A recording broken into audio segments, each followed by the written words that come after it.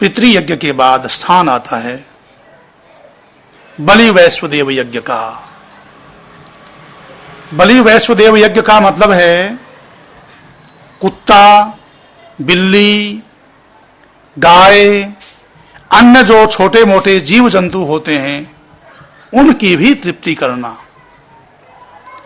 हमारे यहां आज भी माताएं अपना भोजन बनाने से पहले, परिवार का भोजन बनाने से पहले कुत्ते की रोटी निकालती हैं, गाय की रोटी निकालती हैं, चींटियों को आटा डालती हैं, पक्षियों को दाना डालती हैं।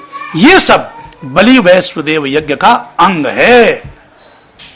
मालूम नहीं है वो अलग विषय है, पर परंपरा चली आ रही है। ये परंपरा जो चली आ रही है, ये बलि वैश्वदेव यज्ञ का जब विधान था उस समय से चली आ रही है। चींटियों को आटा डालना, पक्षियों को दाना खिलाना, कुत्ते को रोटी देना, गाय का पोषण करना, ये सब बलि वैश्वदेव यज्ञ के अंतर्गत आता है। भूखे को, अपाहिज को भोजन करवाना, घर पर जो असमर्थ व्यक्ति, अपाहिज व्यक्ति आ गया उसको भी भोजन करवा देना, ये बलि वैश्वदेव यज्ञ के अंतर्गत आता है। केवल इन्हीं की नहीं, हमारे यहां तो सांपों की भी पूजा की जाती है। जहर उगलने वाले सांपों को भी न मारने का विधान किया गया है। तो कहीं कहीं वेदों में उल्लेख आ जाता है सर्पेभ्यो नमः। सर्पेभ्यो नमः कहने का मतलब यह नहीं है कि सांप के सामने हाथ जोड़कर नाग देवता के सामने उसकी आरती उतारना, वहां यह अभिप्राय नहीं है। ये जितने भी जहरीले जंतु हैं, विषैले जंतु हैं, ये पर्यावरण के जहर को सोखते रहते हैं, पर्यावरण के जहर को समाप्त करते रहते हैं।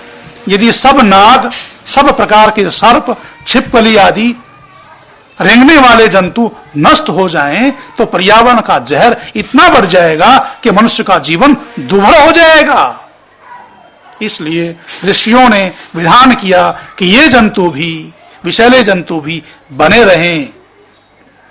इनकी पूजा का मतलब यह है इनका रक्षण रहे, ताकि ये पर्यावरण के विष को समाप्त करते रहें, पर्यावरण के विष को पीते रहें, ताकि मनुष्यों का जीवन इस धरती पर बना रहे।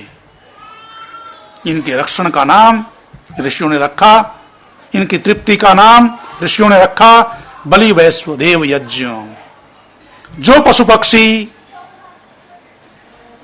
हमारा सहयोग करते हैं, जिन पशु पक्षियों का हम उपयोग लेते हैं, कुत्ता घर की रखवाली करता है, गाय दूध के द्वारा पोषण देती है, बैल खेती के उपयोग में आता है, अन्य प्रकार के जानवर भी जिस जिस कार्य में उपयोग में आते हैं उनका यथायोग्य उपयोग लेना, उनको तृप्त करना, उनको रक्षण देना, उनको पोषण देना प्रत्येक व्यक्ति का कर्तव्य है और उसका नाम है बलि वैश्वदेव यज्ञ।